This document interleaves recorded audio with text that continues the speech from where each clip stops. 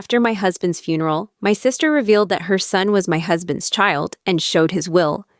This story that seemed impossible actually happened to me. I was so shocked when it happened. Let me tell you about it. Come along with me as we begin. My name is Helena. I am 37 years old, standing in the rain at Willamette Cemetery in Portland, Oregon. I just buried Marcus, my husband of 12 years. And my sister Diane is watching me with eyes that hold a secret I am not ready to hear. Before we dive into this journey together, let me know where you are watching from today. Drop your location in the comments below. And if stories about family secrets and ultimate justice resonate with you, please hit that like button and subscribe to join our community. Trust me, what happens next will make you question everything you thought you knew about the people closest to you. Let me take you back to where it all began. Because to understand the depth of my pain, you need to understand the height of my happiness first. I met Marcus 15 years ago at the Portland Saturday Market. It was one of those perfect October mornings when the leaves had just started turning gold and the air smelled like cinnamon and apple cider. I was 22 years old, fresh out of nursing school, browsing handmade jewelry at a small booth when I knocked over an entire display of ceramic mugs. They shattered everywhere, and I was mortified, scrambling to pick up the pieces while apologizing profusely to the vendor. That is when I heard his laugh. Not a mocking laugh, but a warm, genuine chuckle that made me look up. There he was, 6 feet tall, with dark brown hair that fell across his forehead, and the most disarming smile I had ever seen. Marcus helped me pay for the broken mugs, then insisted on buying me coffee to calm my nerves. We talked for 4 hours that day. He was an architect passionate about sustainable design and restoring old craftsman homes. He had this way of listening that made you feel like you were the only person in the world. We dated for 3 years before he proposed. He did it in my grandmother's garden, the same garden where I had played as a child, surrounded by her roses, and the old oak tree I used to climb. It was simple and perfect, just like him. Or so I thought. Our wedding was intimate, maybe 60 guests held in that same garden 6 months later. My mother, Dorothy, cried happy tears. My father had passed when I was 19, so my Uncle Robert walked me down the aisle. And Diane, my older sister, was my maid of honor. She stood beside me in a lavender dress, smiling that tight smile of hers. I remember thinking she looked almost sad, but I chalked it up to her own divorce being finalized just months before. I was too wrapped up in my own joy to look closer. Looking back now, I remember one moment from that day that I had completely buried until everything fell apart. During the reception, I went looking for Marcus to cut the cake and found him behind the garden shed, talking quietly with Diane. They stepped apart quickly when they saw me, and Diane said she was just congratulating him on joining the family. Marcus kissed my forehead and led me back to our guests. I never thought about it again, until I had no choice but to remember. The first 12 years of our marriage were what I believe to be the happiest of my life. We bought a beautiful 2-story craftsman house that Marcus had restored himself with original hardwood floors and a wraparound porch. I worked as a registered nurse at Providence Portland Medical Center, pulling long shifts but loving my work. Marcus's architecture firm grew steadily, and we built a comfortable life together. The only shadow over our happiness was that we could not have children. I suffered 2 miscarriages, one at 8 weeks and another at 14 weeks. That second one nearly broke me. I spent weeks in bed convinced I had failed as a woman, as a wife. But Marcus held me through every tear. He would stroke my hair and whisper that we had each other, that our love was enough, that we would fill our home with other kinds of joy. I believed him. I loved him more for it. We traveled every summer, hiked the trails around Mount Hood, spent weekends antiquing in small Oregon towns. We cooked elaborate dinners together on Friday nights, Marcus handling the meat while I made the sides. We had date nights every week without fail. He would leave me little notes hidden around the house, telling me I was beautiful, telling me he was lucky. I kept every single one in a shoebox in my closet. I could not bring myself to throw them away, even after I learned the truth. Some part of me still cannot. Now let me tell you about my relationship with Diane, because this is where the poison was hiding all along. Diane is 4 years older than me. Growing up, we were close in the way sisters are when there is no one else. Our mother worked 2 jobs after our father's business failed, so Diane practically raised me. She braided my hair for school, helped me with homework, defended me against bullies. I idolized her. She married Frank when she was 23, and Tyler was born 2 years later. but their marriage crumbled quickly. Frank left when Tyler was 3, and Diane told everyone he was irresponsible, could not handle fatherhood, ran off with some woman he met at work. I hated Frank for years based on what she told me. I sent him angry letters he never responded to. I helped Diane financially whenever she struggled, babysat Tyler countless times, treated that boy like the child I could not have. Marcus was wonderful with Tyler, too. He taught him to throw a football, helped him build a treehouse in Diane's backyard, spent hours teaching him to play guitar. When Tyler got his learner's permit, Marcus was the one who took him driving because Diane said she was too nervous. I thought it was beautiful, my husband stepping up as a father figure for my fatherless nephew. I thought it showed what an incredible man I had married. Diane came over often, sometimes 2 or 3 times a week. She would arrive in the evenings when I was working night shifts at the hospital, saying she needed Marcus's help with something around her house or wanted his advice on finances. Marcus never complained. He said family was family and Diane needed support. I was grateful to have such a generous husband and such a close relationship with my sister. How could I have been so blind? The mind has a remarkable ability to explain away what it does not want to see. Looking back now, the signs were everywhere, but I had constructed an elaborate system of denial without even realizing it. About 8 years ago, I started noticing that Diane was spending a lot of time at our house. At first, it made sense because her garbage disposal broke and Marcus offered to fix it. Then her car needed work and Marcus knew a good mechanic. Then she wanted to repaint her living room and Marcus had excellent taste in colors. There was always a reason, but then the visits became more frequent and the reasons became thinner. She would stop by just to chat, but only when I was at work. I would come home from a late shift and find coffee cups in the sink, 2 of them, and Marcus would say Diane had stopped by to drop off some cookies for us. The cookies were store-bought, still in the plastic container. Why would she need to stay for coffee to drop off store-bought cookies? Once I came home early because my shift was canceled.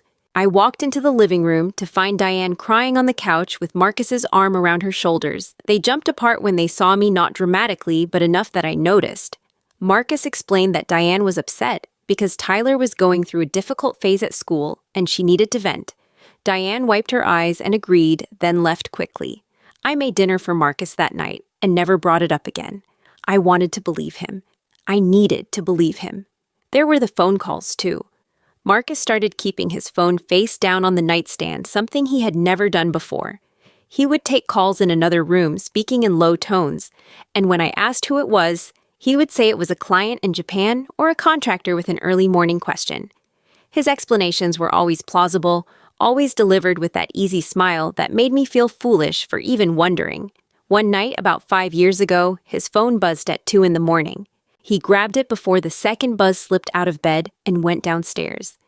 I lay there in the dark, heart pounding, telling myself it was nothing.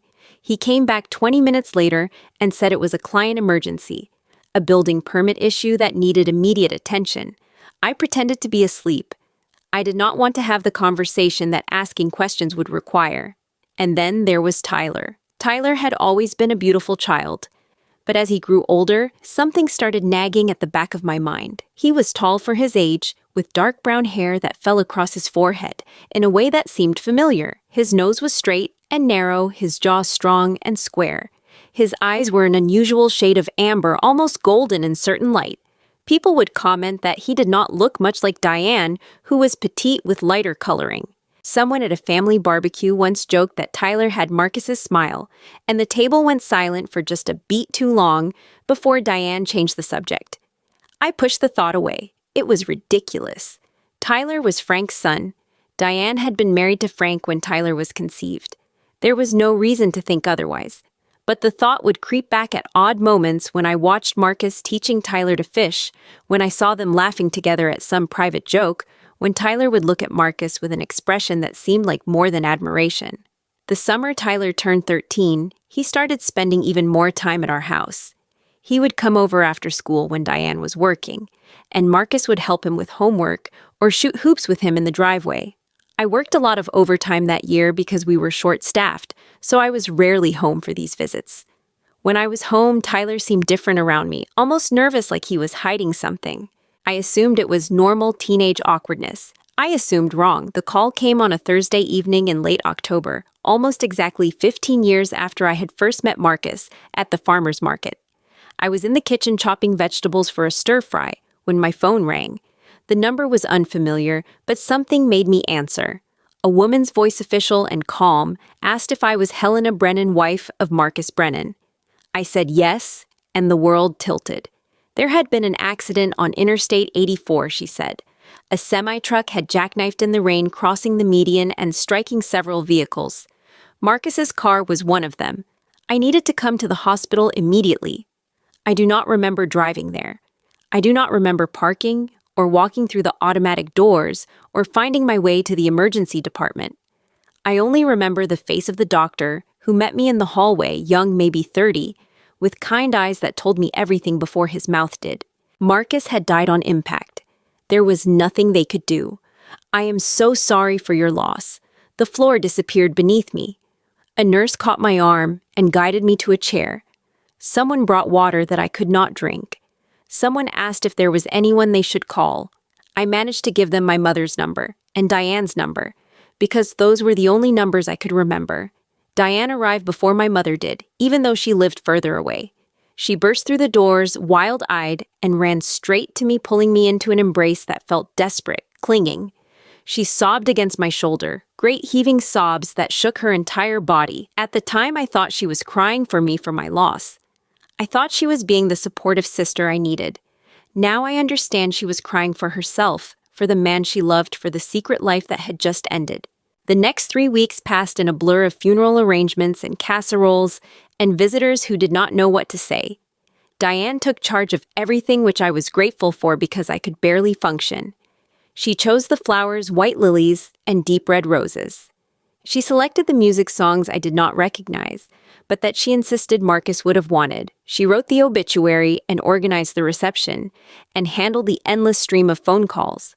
Looking back, I see how strange it was that she knew exactly what Marcus would have wanted.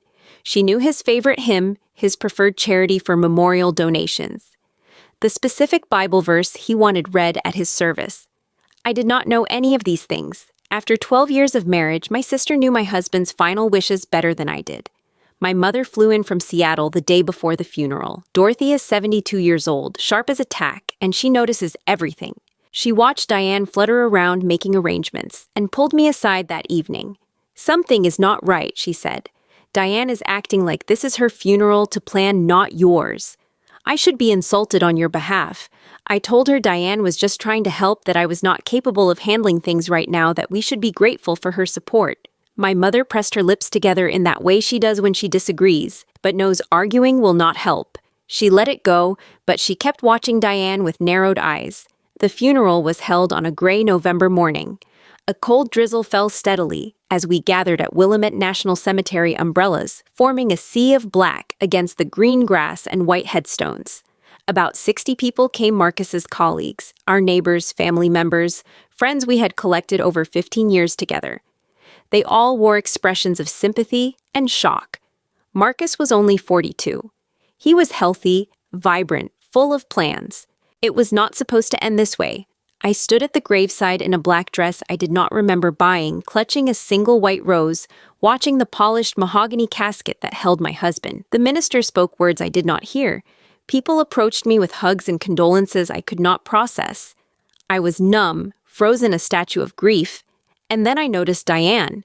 She was standing about 20 feet away, not beside me where a sister should be, but at the edge of the crowd with Tyler. She was not crying. Her face was pale and set her jaw tight, her eyes fixed on the casket with an intensity that seemed wrong. Tyler stood beside her, 14 years old, and suddenly looking so much older, his amber eyes red-rimmed, and his hands clenched into fists at his sides.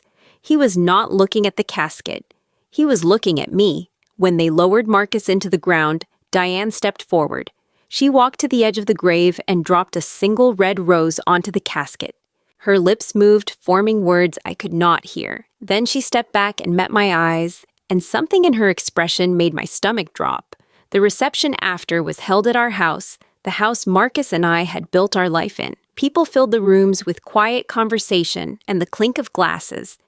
I moved through them like a ghost, accepting condolences, thanking people for coming, playing the role of grieving widow while feeling nothing at all. The numbness was a mercy. It would not last. The last guest left around 4 in the afternoon. My mother was in the kitchen washing dishes and putting away food. I was standing in the living room staring at a photograph of Marcus and me on our wedding day when Diane appeared at my elbow. "We need to talk," she said.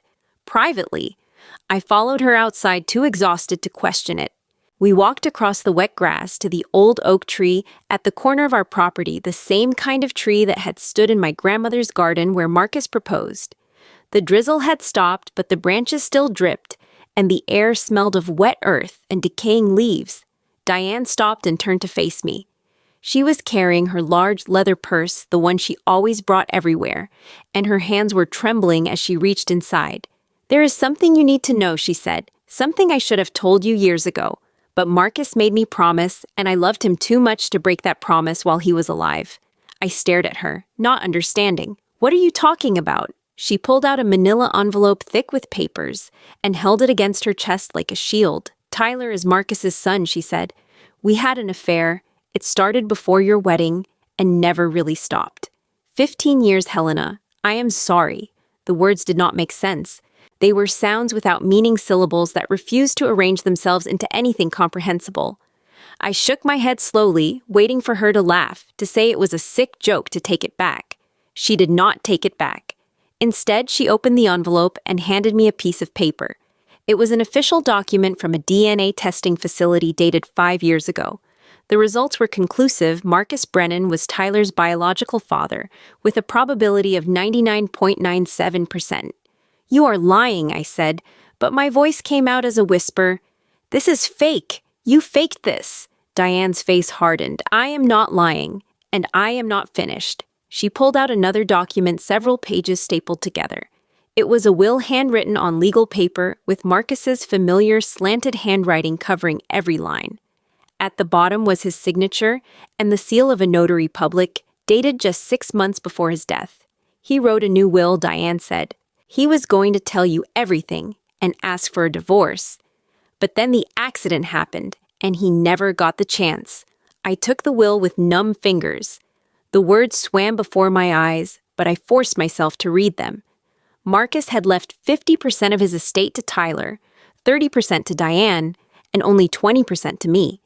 The estate included our house, his retirement accounts, his life insurance, his share of the architecture firm, everything we had built together over 12 years, and I was to receive barely a fifth of it. There was more in the envelope. A letter Marcus had written to Tyler explaining that he was his real father, apologizing for keeping the secret, expressing his love. And photographs, dozens of them, of Marcus and Diane together. Marcus holding baby Tyler. Marcus and Tyler at various ages doing father-son activities that I had witnessed without understanding what I was seeing. "He loved me," Diane said. And there was defiance in her voice now, not apology. "He stayed with you out of obligation, out of guilt, but I was the one he truly loved. Tyler was the child he actually wanted. You were just the mistake he was too decent to abandon." I could not breathe. My knees buckled, and I sank onto the wet grass, the papers scattering around me. The earth was cold and damp through my dress, but I could not feel it. I could not feel anything except the vast, howling emptiness where my life used to be. Diane stood over me, and she did not offer a hand, did not try to help me up. "I need you to honor the will," she said. "Tyler deserves his inheritance. I know this is hard, but it is what Marcus wanted."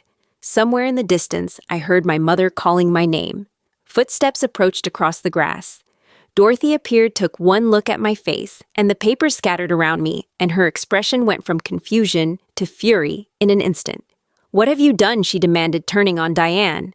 "What is all this?" I managed to get one sentence out before the darkness closed in. "She destroyed everything, Mom." The next 2 weeks exist in my memory as fragments, shattered pieces of time that do not quite fit together. I remember lying in the bed I had shared with Marcus, staring at the ceiling for hours. I remember my mother bringing food that I did not eat. I remember the phone ringing constantly until Dorothy finally unplugged it. I remember crying until there were no tears left, then lying in dry-eyed silence, then crying again. I remember looking at our wedding photo and trying to find the lie in his eyes, trying to see the deception that must have been there all along. I could not find it. That was the worst part. I could not find it.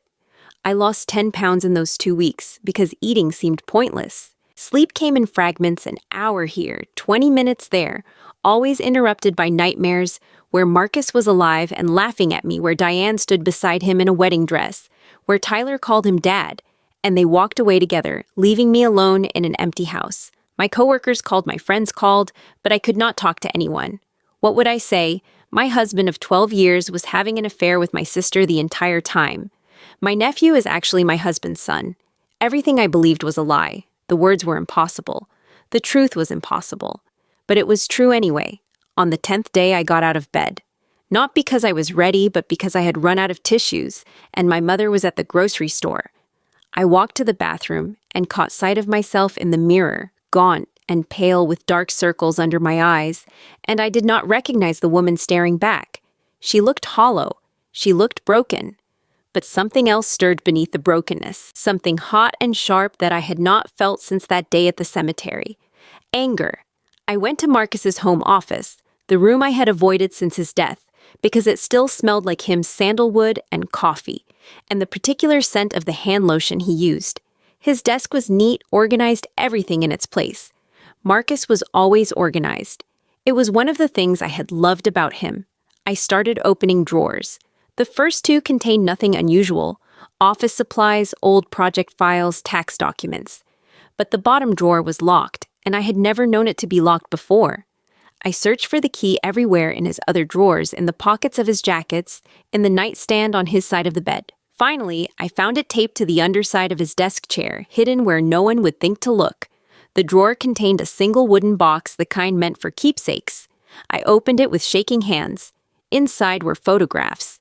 Diane laughing on a beach I did not recognize. Diane in a red dress leaning against Marcus, with her head on his shoulder. Diane holding newborn Tyler, with Marcus beside her, both of them beaming at the camera. More photos of Tyler at various ages. Tyler's first birthday, Tyler's first steps, Tyler's first day of school. A father's collection of milestones. A life I had not known existed. Beneath the photos was a leather journal. I opened it to the first page and began to read. The entries spanned years, written sporadically but consistently. Marcus wrote about his feelings for Diane, calling her his true heart, his real love, the woman he should have married. He wrote about Tyler with such pride and adoration that it made me physically ill. And he wrote about me. Helena is a good woman, one entry read. She deserves better than what I have given her, but I cannot leave. She was so broken after the miscarriages, so fragile. Leaving would destroy her. And Diane says it would look bad, that people would judge us. So I stay, and I play the role of devoted husband, and I hate myself a little more each day. Another entry from 3 years ago, Helena asked why I spend so much time with Tyler. She does not suspect. She is too trusting, too naive. It would almost be easier if she figured it out herself, but she never will. She sees what she wants to see. I read until I could not read anymore. Then I walked to the bathroom and vomited until my stomach was empty. 1 week after I found the journal, Diane showed up at my door with a man in a suit. He introduced himself as her attorney, and he had papers for me to sign. The papers were a consent form, allowing the transfer of 50% of the house's value to Tyler and 30% to Diane, as outlined in Marcus's will. If I signed, the process would be quick and quiet. If I did not sign, the attorney explained they would have no choice but to take the matter to probate court. Diane stood behind him with her arms crossed, watching me with an expression I had never seen on her face before, hard, calculating, utterly without remorse. "This is what Marcus wanted," she said. "You cannot fight his final wishes." Something snapped inside me. All the grief, all the shock, all the numbness crystallized into a single white-hot point of fury. "Get out of my house," I said. "Helena, be reasonable." I said, "Get out."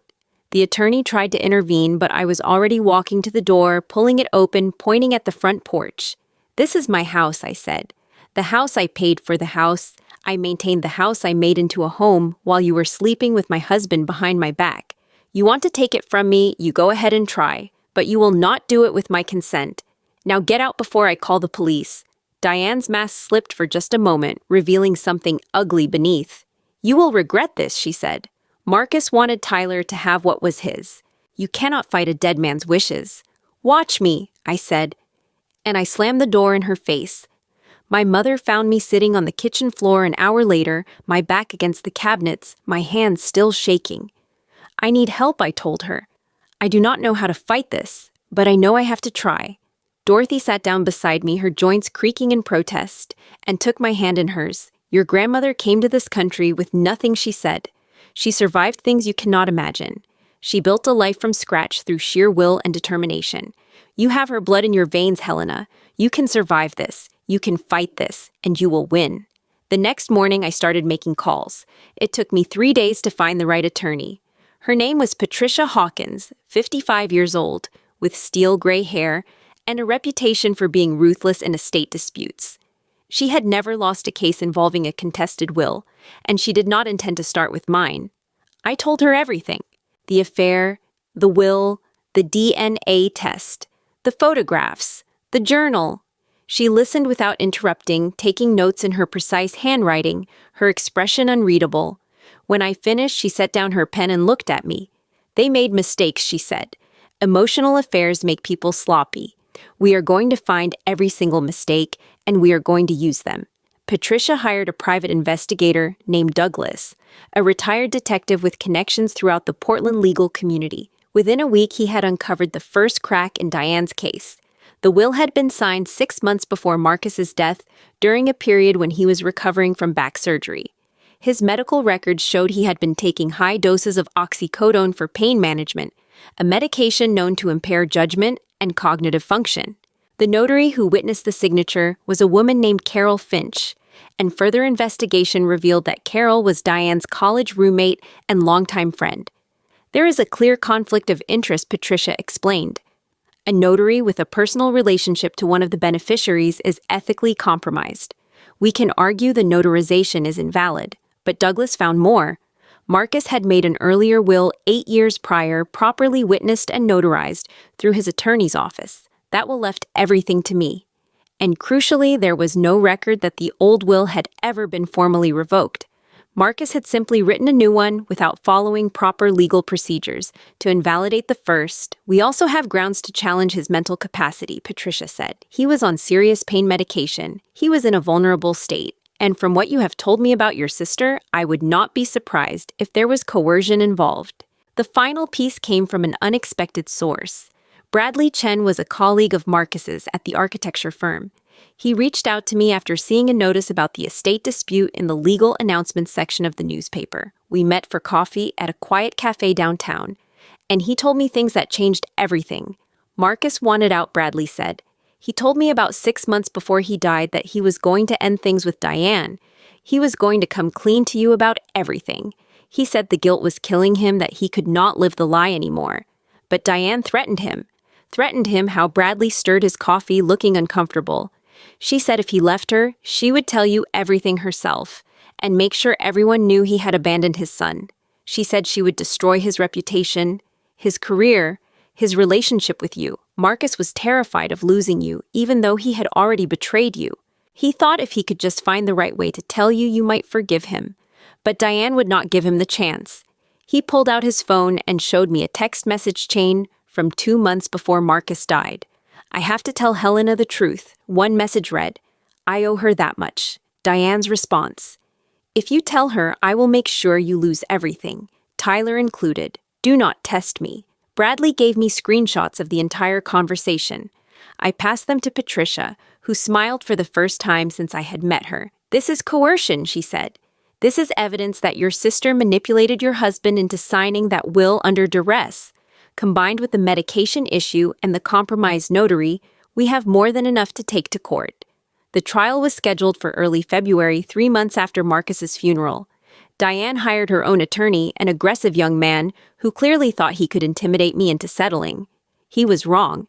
Patricia dismantled his arguments one by one with the precision of a surgeon. The nurse who had cared for Marcus after his back surgery testified that he was frequently confused and disoriented during his recovery, unable to remember conversations from one day to the next. She stated that in her professional opinion, he would not have been capable of making sound legal decisions during that period. Carol Finch, the notary, crumbled under cross-examination. She admitted that Diane had asked her to notarize the will as a personal favor, that she had not followed proper protocols to verify Marcus's mental state, and that Diane had been present in the room during the signing, which was highly irregular. Bradley testified about Marcus's intentions to confess everything and end the affair, about Diane's threats, about the fear he had seen in his colleague's eyes. And finally, Patricia introduced the old will, the one Marcus had made when he was healthy, and clear-minded, the one that left everything to me. The judge deliberated for less than an hour. The new will was declared invalid due to questions about the testator's mental capacity, improper notarization procedures, and evidence of undue influence. The previous will, made 8 years earlier, was upheld. All of Marcus's assets, including the house, the retirement accounts, the life insurance, and his share of the architecture firm, were awarded to me. Furthermore, the judge ordered Diane to repay the $153,000 she had borrowed from Marcus over the years, loans that had been documented in his financial records, but never repaid. When the verdict was announced, Diane screamed. She called me names I will not repeat, accused me of stealing her son's inheritance, threatened to appeal. Security had to escort her from the courtroom. I sat in silence watching her rage, and I felt nothing. Not triumph, not vindication, not even relief. Just emptiness. I had won, but what had I really gained? I sold the house in April.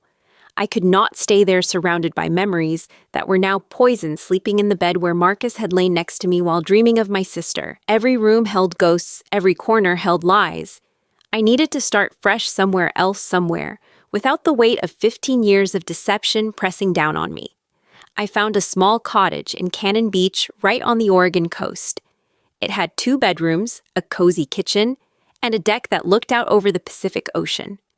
My mother came to stay with me for the first 3 months, and her presence was a lifeline. She cooked meals I actually ate, dragged me out for walks on the beach, sat with me in silence when words were too heavy. I started seeing a therapist in Astoria, a gentle woman named Dr. Sarah Park, who specialized in trauma and betrayal. Twice a week, I drove the 45 minutes to her office and unpacked the tangled mess of my emotions. The anger, the grief, the shame, the self-blame. Why did I not see it? How could I have been so stupid? Was there something wrong with me that made Marcus turn to my sister, Dr. Park, help me understand that the betrayal was not my fault, that I had not failed as a wife, that Marcus and Diane were responsible for their choices, not me. Healing was not linear, she warned me. There would be good days and bad days, and that was normal. She was right. Some mornings I woke up feeling almost hopeful, able to appreciate the beauty of the sunrise over the ocean, the salt smell of the air, the cry of seagulls outside my window. Other mornings, I could not get out of bed, crushed by the weight of what I had lost, not just my husband, but my sister, my sense of trust, my belief that I understood my own life. Slowly, gradually, the good days began to outnumber the bad ones. I went back to nursing, finding a position at a small community hospital in Seaside. My coworkers were kind, asking few questions about my past, accepting me as I was. I made friends with a woman named Grace, who worked in pediatrics, and we started having dinner together once a week. She had her own story of betrayal, a husband who had left her for her best friend, and our shared experiences created a bond that felt healing. I cut off all contact with Diane. She tried calling several times in the months after the trial, leaving messages that ranged from angry to pleading. She sent letters that I returned unopened. I blocked her number, blocked her email, blocked her on every social media platform. My mother served as a buffer when necessary, handling any family communications that might involve Diane. As for Tyler, I did not know what to feel about him. He was a victim in all this too, a child used as a pawn in his parents' selfish game. He had not asked to be born from an affair, had not chosen to live a lie. And yet every time I thought about him, I saw Marcus's eyes. Marcus's smile, the living proof of a betrayal that had spanned my entire marriage. 6 months after the trial, a letter arrived at my cottage. The return address was Diane's house, but the handwriting was different. Young, careful, uncertain. It was from Tyler. Dear Aunt Helena, it began. I know you probably do not want to hear from me, and I understand. But I needed to tell you that I am sorry. I did not know about any of this until after the funeral. Mom told me the truth that day at the cemetery, right before she told you. I was so shocked I could not even speak. I know that Marcus was my real father now, but I want you to know that I never wanted to hurt you. You were always kind to me when I was growing up, and I do not want you to think I was part of the lie. I was a lie too, I guess. I do not want the money or the house or any of it. I just want you to know that I am not my mother. I am trying to figure out who I am without all the secrets. Maybe someday you can forgive me, even though I am not sure what exactly you would be forgiving. I hope you are doing okay. Tyler. I read the letter 3 times. Then I folded it carefully and put it in a drawer. I was not ready to respond. The wound was still too raw, the association too painful. But I did not throw the letter away. Something in his words rang true, the confusion of a child caught in an adult nightmare, the desperate need to be seen as separate from the sins of his parents. Maybe someday, I thought. Maybe. A year passed, then 2. I kept working, kept healing, kept building a new life from the wreckage of the old one. I got a dog, a golden retriever named Sunny, who filled my cottage with warmth and gave me a reason to get up every morning. I started painting again, something I had not done since before I met Marcus, and found that the ocean views outside my window were an endless source of inspiration. On the 2nd anniversary of Marcus's death, I did not cry. I took Sunny for a long walk on the beach at sunset, and I thought about everything I had lost and everything I had gained. The scale was not even close to balance. The losses still outweighed the gains by a tremendous margin, but I was still standing, still breathing, still capable of finding moments of joy in the simple things, the warmth of the sun, the sound of the waves, the loyal presence of my dog at my side. I thought about what my grandmother would say if she could see me now. She had survived a famine in Ireland, the death of 2 children in infancy, a husband who drank himself to death, immigration, to a country where she did not speak the language. She had rebuilt her life over and over again, always moving forward, never giving up. I had her blood in my veins. I could do this too. I stood on the beach as the sun sank below the horizon, painting the sky in shades of orange and pink and gold. The wind whipped my hair around my face, and Sunny pressed against my legs, sensing my mood. I lost a husband and a sister, I said out loud to the empty beach. But I found something more valuable. I found myself, and that is a treasure no one can ever take away. The waves crashed against the shore, eternal and indifferent, and I smiled for the first time in a very long time. If you have made it this far, I want to thank you from the bottom of my heart for listening to my story. It was not easy to tell, but I believe that sharing our darkest moments helps others feel less alone in their own struggles. Let me ask you this. Have you ever discovered a betrayal that changed everything you thought you knew about someone you loved? How did you find the strength to move forward? I would love to hear your stories in the comments below. Let us support each other through the hard times. If this story touched your heart, please give it a like so more people can find it. Subscribe to this channel if you want to hear more stories of resilience and redemption. And share this with someone who might need to hear that even after the worst betrayals, it is possible to find yourself again. Thank you for being here. Thank you for listening. May you find the strength to face whatever challenges life puts in your path. And may you always remember that your worth is not defined by the people who fail to see it. Until next time, take care of yourself. You deserve it.